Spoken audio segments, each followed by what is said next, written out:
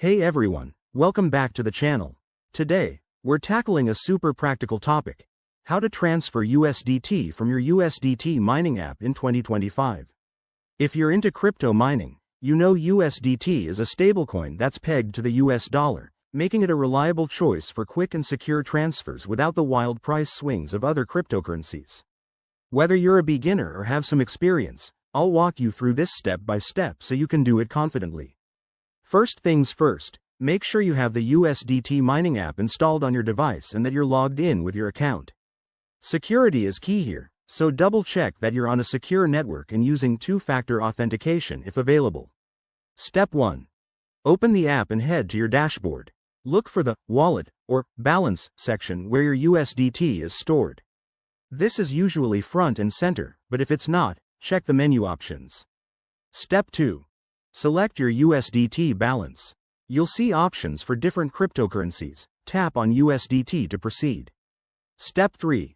Choose the transfer option. It might say, send, transfer, or withdraw. Once you're there, enter the recipient's wallet address. Pro tip: always copy and paste the address directly to avoid any typos that could send your funds to the wrong place. Step 4. Input the amount of USDT you want to transfer. Keep an eye on any transaction fees. They can vary based on network congestion in 2025, so aim for off-peak times if possible. Step 5. Review everything carefully.